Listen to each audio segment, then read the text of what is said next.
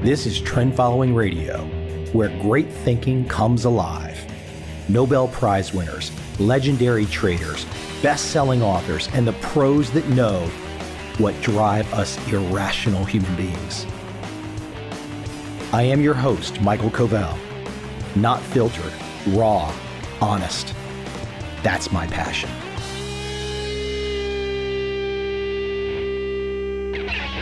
I might get a little controversial today.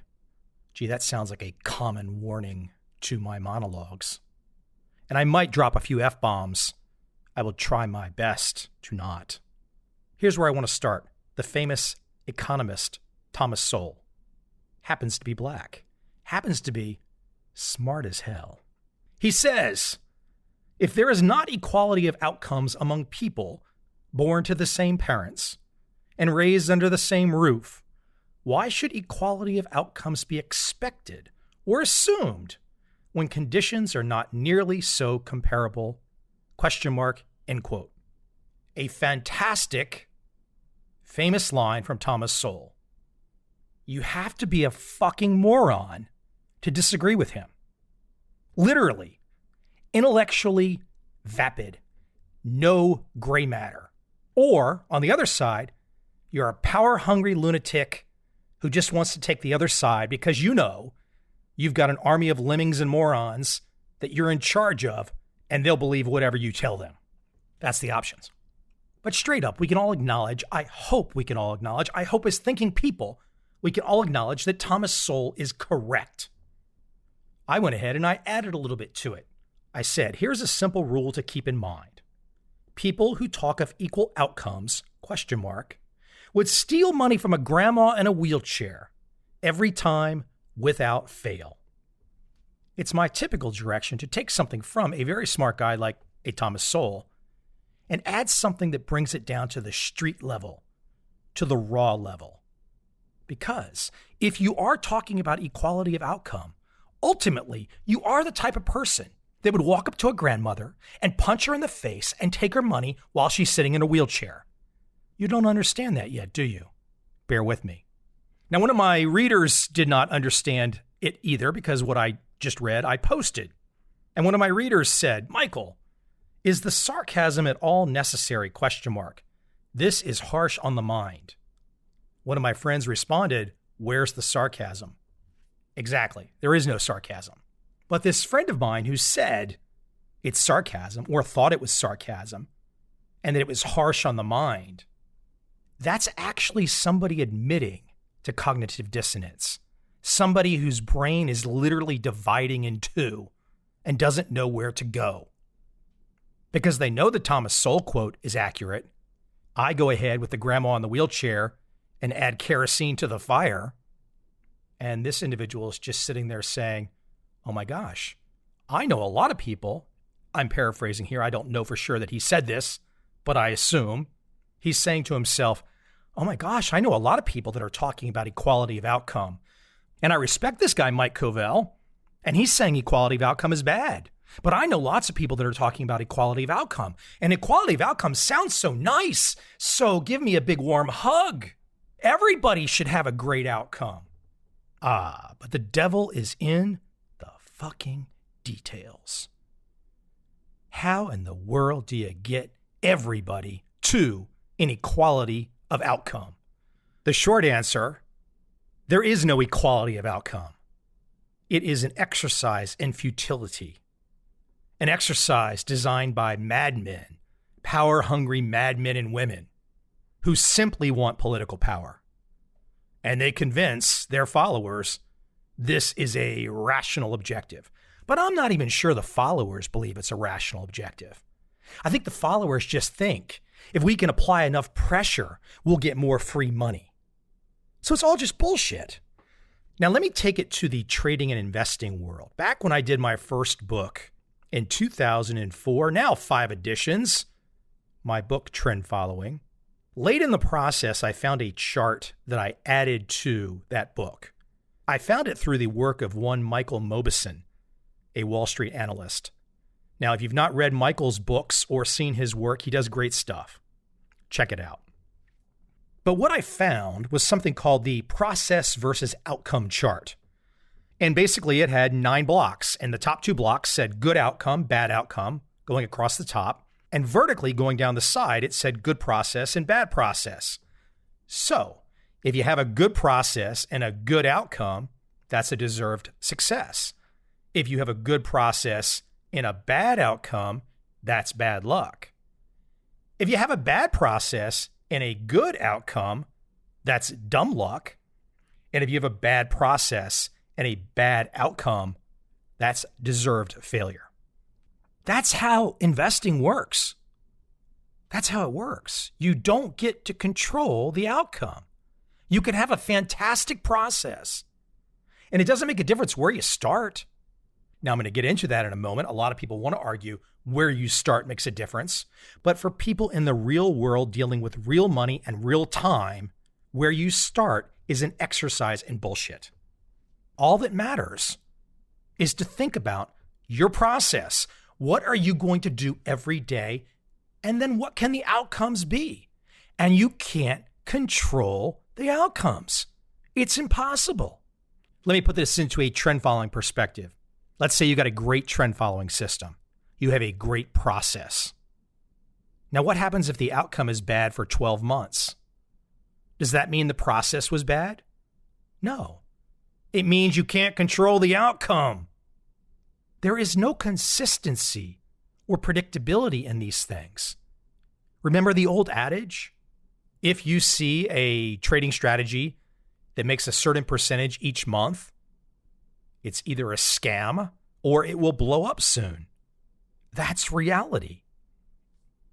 Now, the tricky part, the part that's hard to accept for us humans, is the bad process part. Because you can have a bad process and get a good outcome. That means we all know people who have power, who arguably don't deserve it, but they have it nonetheless. They have the money. They got lucky. You can't worry about that. So fucking what?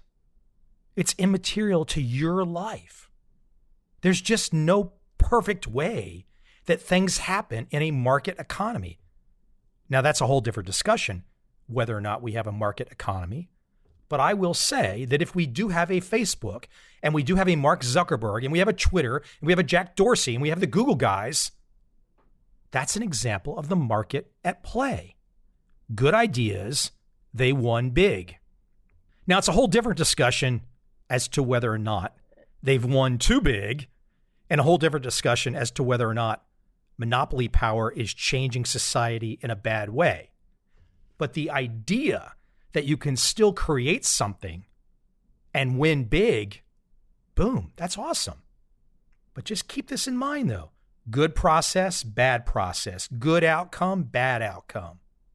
You can't control it. That's the trading mentality. Now let me bring it back to the social mentality, which is all the rage today. To quote, equality means each individual or group of people is given the same resources or opportunities. Equity recognizes that each person has different circumstances and allocates the exact resources and opportunities needed to reach an equal outcome. There's no equal outcome. It's fantasy. It's actually fighting words. If somebody walks up to you and they start talking about equal outcomes, they want to fight. Because what they want is the state to take power. And then the state to decide who gets what. Who controls the state? Politicians. How do politicians get there? That's a whole different discussion. But if you think these politicians are angels that are doing things based on the best interest of every individual, how the hell could that even happen? Impossible. Let me give another example. Jeff Bezos' children. Are your children going to be the same monetary space? But we want equal outcomes, Mike. Okay, let's make sure every child on the planet has the same outcome as Jeff Bezos' kid. Yeah, exactly. It doesn't work. So what's the number? What's the magic number for outcome? Oh, yeah, that's another one, isn't it? So you're going to pick a number out of the hat to decide what's fair? Who's going to do this? Again, it's all 100% nonsense. Your best bet is to think back to the process outcome chart, how you think about in trend following, and operate your life that way. A little more of that equality, equity, academic mumbo jumbo.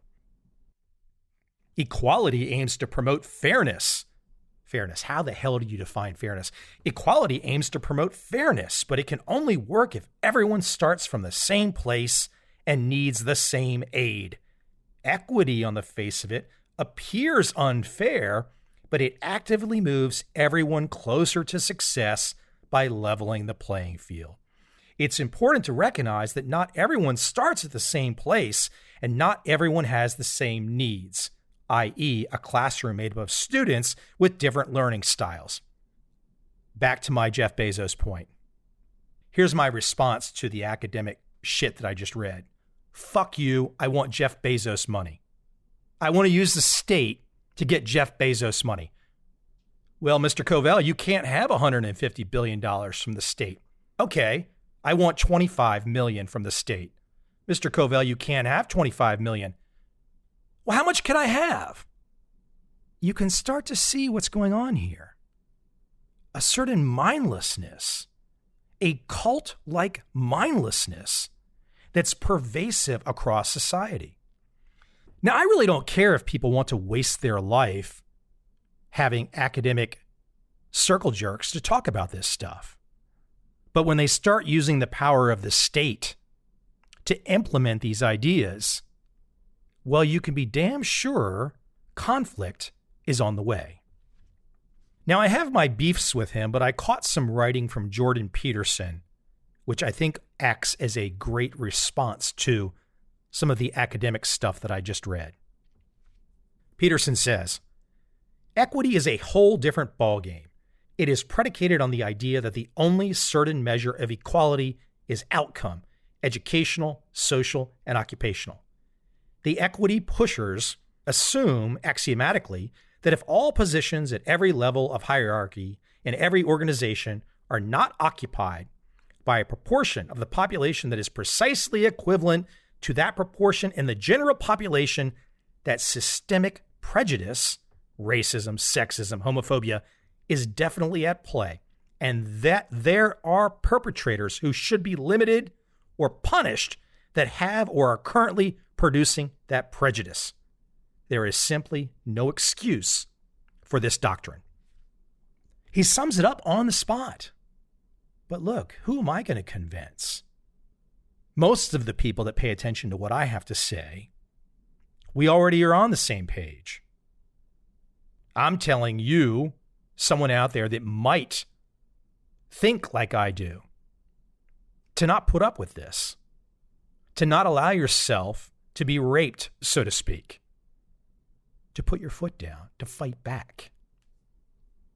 Peterson goes on to add, the emphasis on diversity, for example, is in direct logical contradiction to the dogma of equity. The two simply cannot coexist.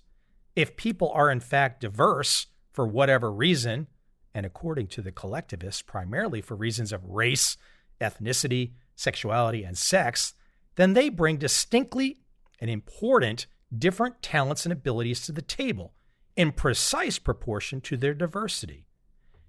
The inevitable consequence of encouraging that diversity and giving it free play in the world will thus be an exacerbation of inequality rather than its elimination.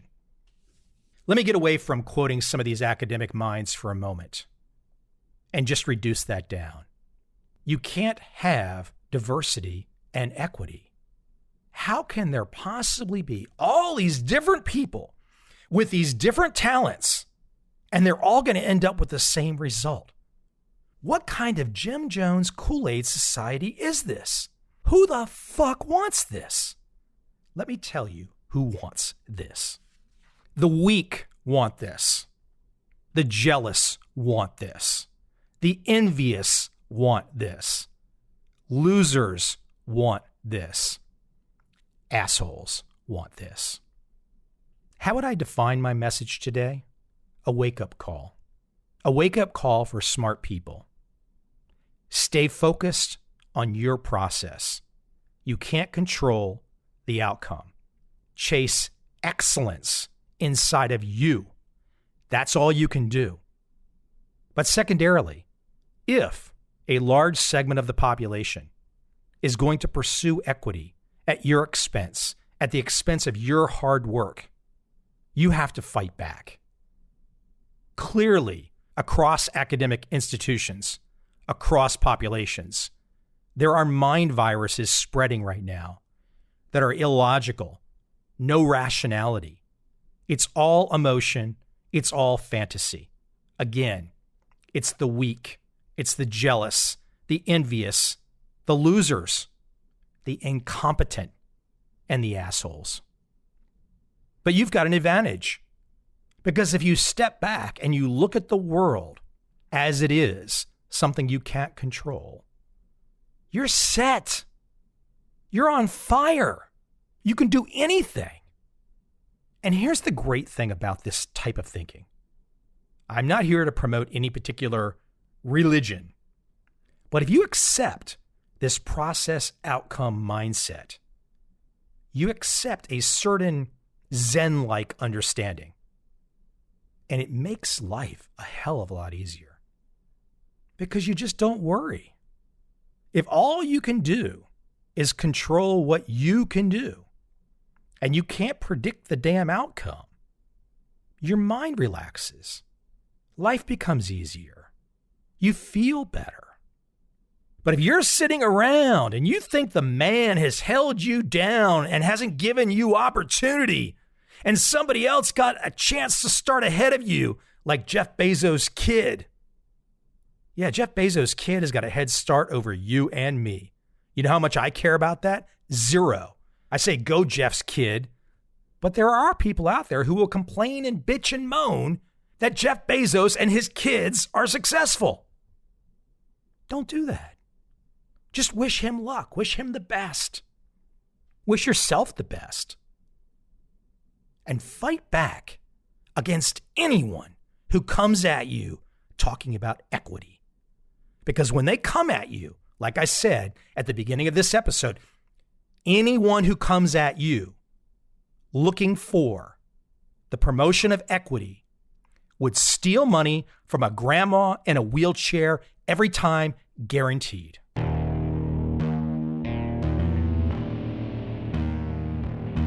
I see a time when those awake will understand how to make money in up, down, and surprise markets. Whether new trader or experienced, college student or financial advisor, protecting against a crash or just trying to make a lot of money, trend following offers everyone an answer in uncertain times. To get started immediately, send me an email, michael@covel.com. I will send you the right trend following steps to take along with my free video. But if you want to buy and hold, trust the government and trust Wall Street, this is absolutely not for you.